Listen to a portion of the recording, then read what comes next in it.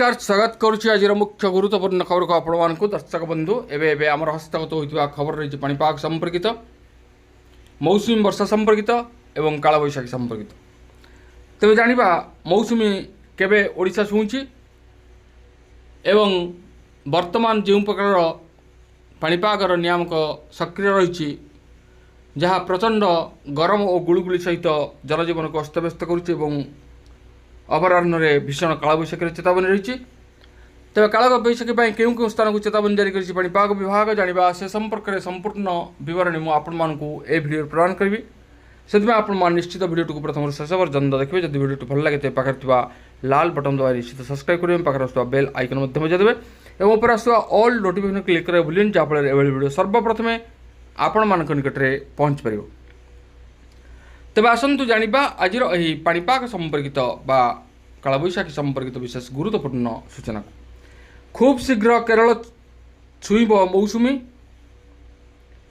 यह पूर्व भारतीय पाणीपाग विभाग पक्षर एक निराशजनक पूर्वानुमान करा जायछि।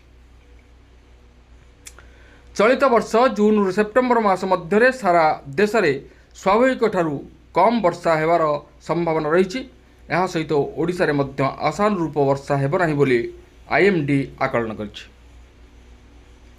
कृषि उपर निर्भर करुवा आम राज्य यह पाणीपाग सूचना बेस चिंताजनक हो पारे।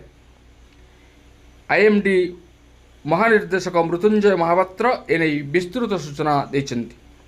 तांकर कहवा अनुसार एथर मौसुमी समय देश में हाराहारी मात्र 90% वर्षा हेब। विशेषकर जून मासरे मौसुमी वर्षार परिमाण यथेष्ट कम रहिबो। ओडिशा क्षेत्र में मध्य समान स्थिति देखा मिलिबो एवं राज्य में स्वाभाविक ठारू कम वर्षार रेकर्ड करा जिवो बोली से स्पष्ट करिसेंति।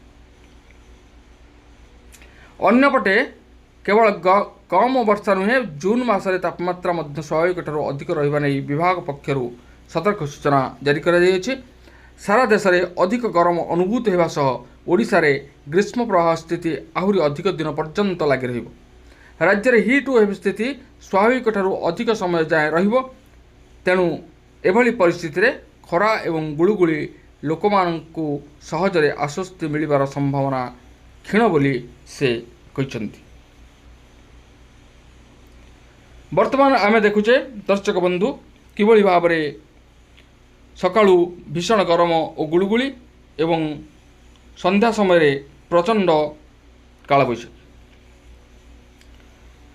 राज्य में जारी रही संभाव्य गरम और गुळुगुळी मध्य कालबैशाखीर प्रकोप जनजीवन को संपूर्ण अस्तव्यस्त कर देछि। एहिभଳି स्थिति को दृष्टि रखी भुवनेश्वर आंचलिक पाणीपाग विज्ञान केन्द्र पक्षर समग्र ओडिशा पई कालबैशाखी एवं प्रबल ग्रीष्म प्रवाह को नहीं स्वतंत्र सतर्क सूचना जारी करा जायछि। अन्यपटे 7 दिन जाए राज्य में कालबैशाखीर प्रभाव थिबा बेले ट्रफ लाइन प्रभाव में आज बढ़िब वर्षा।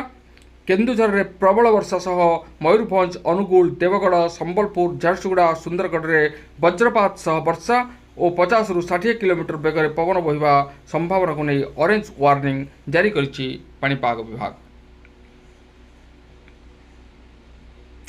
आज सारा राज्य में बा ओडिशा रे कालबैशाखीर प्रभाव रहिबा सह उपकूल सह आभ्यंतरीण जिल्लार अनुगुल देवगढ़ संबलपुर केन्दुझर प्रबल वर्षा सह जगतसिंहपुर कटक केन्द्रापड़ा जाजपुर भद्रक बालेश्वर मयूरभंज ढेंकानाल और सुंदरगढ़ यह 13 जिला को ऑरेंज वार्निंग जारी करिछि पाणीपाग विभाग।